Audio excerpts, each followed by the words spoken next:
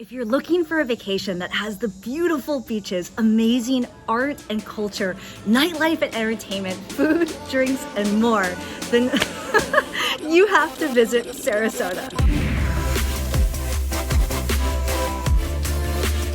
If you're new here, welcome. I'm Christine with Where in the World is CL, and I make travel videos every week to help you get up, get out, and go travel. So if you love to travel, consider subscribing. I'm spending an entire week solo traveling through Sarasota, and this week's video is about the best things to do and the best places to visit in Sarasota. Let's start with the number one thing you have to do in Sarasota, which is go to the beach.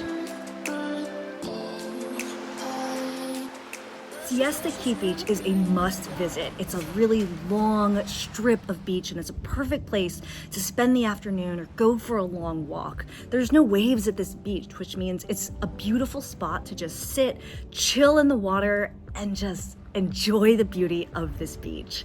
If you're headed south, consider going to Venice Beach, which has really beautiful jetties near it, as well as just really beautiful sunsets. And actually, speaking of sunsets, you have to go to Lido Beach. So off of Lido Key is a beautiful spot where I really enjoyed watching the sunset.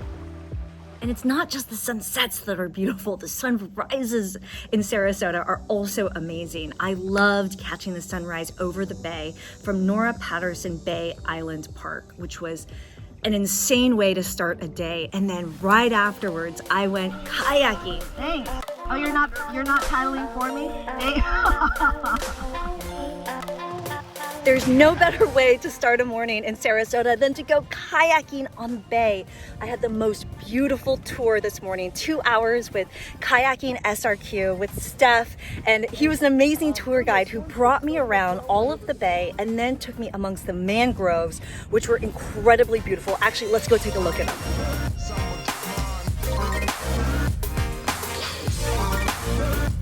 These mangrove tunnels are so beautiful, and there's so many of them around Sarasota, and being able to navigate these windy ways were so much fun. And Steph did a really good job helping us to learn about the mangroves and how they protect the bay, as well as just showing us this beautiful, beautiful spot. And after spending an entire morning in the sun, I definitely worked up an appetite. And so I headed downtown and had breakfast at the Green Zebra, a great spot for green juices, as well as I had the whole grain pancakes. It was such a great way to start my morning, but this is what you have to do afterwards. I'm at the Ringling Museum, and wow, it's amazing here. I came here expecting to learn about the history of the circus. I did not expect to come here and be on this beautiful grounds with an amazing outdoor space and a rose garden. There's so much more to the Ringling Museum than you would expect. It's a must visit when you're in Sarasota.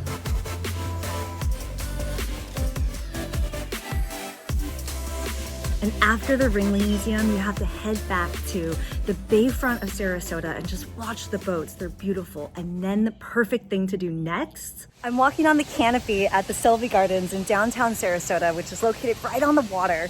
And it's such an amazing place to spend the afternoon walking around and looking at all the amazing, beautiful, and lush plants, or maybe even stopping in the cafe to have a bite to eat. I'm so lucky to be here during their orchid show, which is a phenomenal display of really beautiful orchids. By the way, if you're enjoying this video and having some fun with me, cheers that like button and consider subscribing. Remember in the beginning how I was telling you that there's really good food and cocktails in Sarasota? I may have gone to Made Restaurant a few times. Let me tell you why I chose them. The first is because they locally source all of their food and they have an amazing lineup on the menu. And the second reason is because they have an amazing mixologist behind the bar.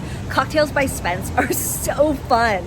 And I had a gin and juice, which was a French pressed cocktail with pineapple and guava, lemon, rosemary, cinnamon, and it was almond infused. I definitely recommend coming here, and I promise you're not gonna leave hangry.